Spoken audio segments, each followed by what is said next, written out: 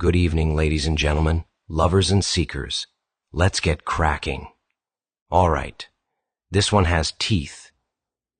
It reads almost like a survival note smuggled out from the inside of the machinery, a line scratched into the mental wall by someone who knows that each day is a contest, a duel between the self and the passing hours. Let's move through it piece by piece. The headline of this short fragment reads, Daily Goal, and the body reads as follows, Be done with the day before the day is done with me. That's all of it. Daily goal, be done with the day before the day is done with me. Now for some words on this fragment. 1. The structure of defiance. The fragment is built on symmetry, two halves facing each other like duelists. The first half is an act of agency, be done with the day. The second is a looming threat, before the day is done with me. The before is the hinge, not just a time marker, but a conditional warning. It says, there is a race here, and there is a winner and a loser. Either the day is concluded on my terms, or it will conclude me on its own. 2. The day as an adversary. We often speak of the day as something we spend, use, or fill.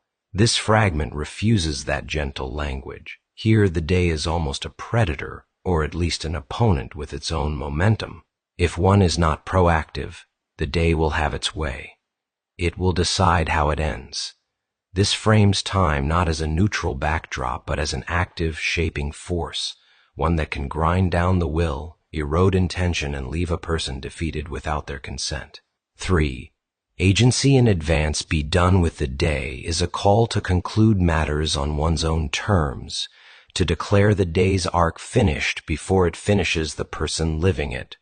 This isn't just about quitting work early or clocking out. It's about ending the day in a state of closure, before fatigue, chaos, or events can write the final line. In this reading, done is not just cessation, it's a seal. It means, I've closed the ledger. The remaining hours are no longer shaping me. 4. The day's power to be done with someone. The reverse clause, the day is done with me, is stark. It's what happens when a person is dragged to the finish line by circumstance rather than walking there under their own strength. The day in this mode is the sum of demands, interruptions, and pressures. When the day is done with someone, they end in exhaustion, depletion, or defeat. The sense of identity is frayed, the energy for meaning-making is spent. 5. The Zero Friction Machine Company. Reading from a ZFMC operational standpoint, this fragment functions like a field operator's survival protocol. Days in the field are not passive stretches of time, they are living systems of tasks, risks, and threats. The goal is to complete the primary objectives while maintaining operational integrity, before the environment begins to dictate every move. If the day gets the upper hand, the operator's mental bandwidth narrows, decision quality drops, reaction replaces action, the mission degrades. 6. Strategic exit versus collapse. There's a difference between ending the day by choice and being ended by it. The first is a clean disengagement, an orderly shutdown of systems. The second is a crash, systems going offline under stress. The fragment's warning is clear. In a hostile or high-friction environment, collapse is always waiting. Without conscious closure, the day wins. 7. The psychological dimension. This is also a mental health tactic. The mind that lives entirely in reaction to the day's events is surrendering authorship. Choosing to be done with the day is claiming narrative control. It means deciding when the emotional transaction with the day is finished, even if the clock keeps running. Psychologically, this is boundary setting. It's saying, after this point, the day's energy no longer has access to me. The residue of its troubles will not soak in. 8. The role of timing. The phrase before the day is done with me puts the emphasis on sequence.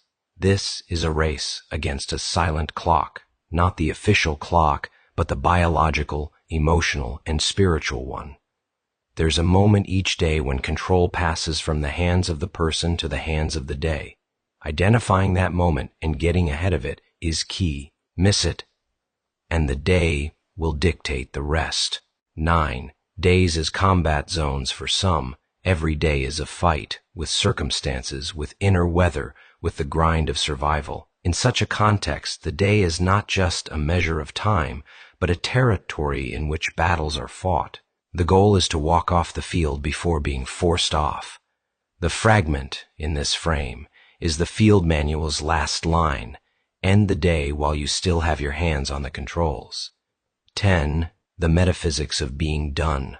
What does it mean to be done with a day? There's an existential layer here. It's not just about finishing tasks.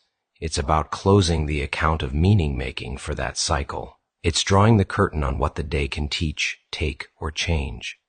When the person is done with the day can continue, but only as background.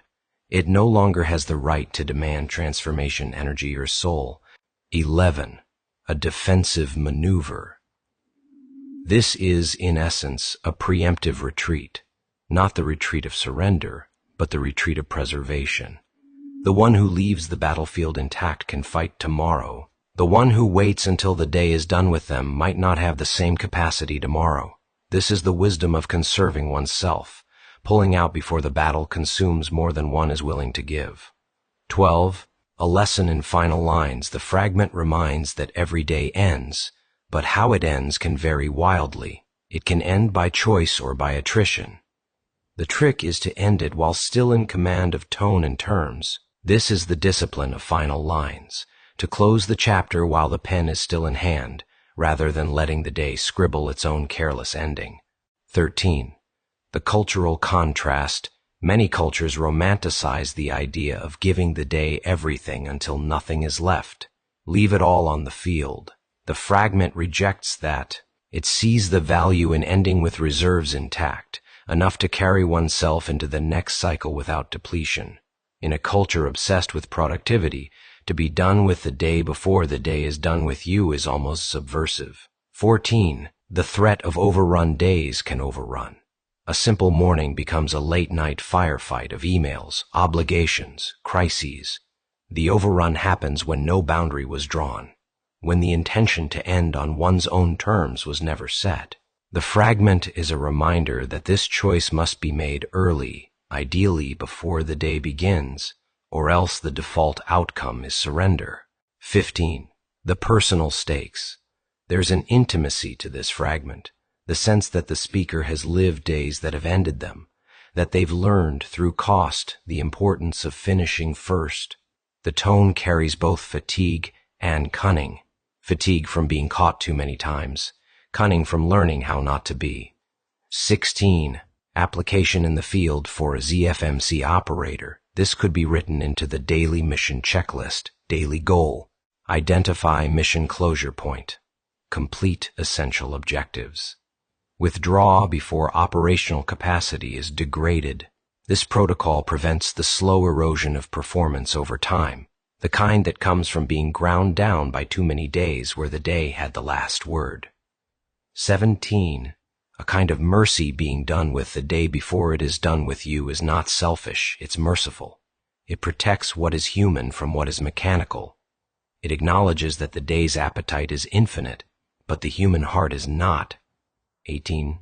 Closing thought. This fragment is a compact doctrine of endurance. Do not let the day decide your ending. End it yourself with dignity intact while there's still light in the room.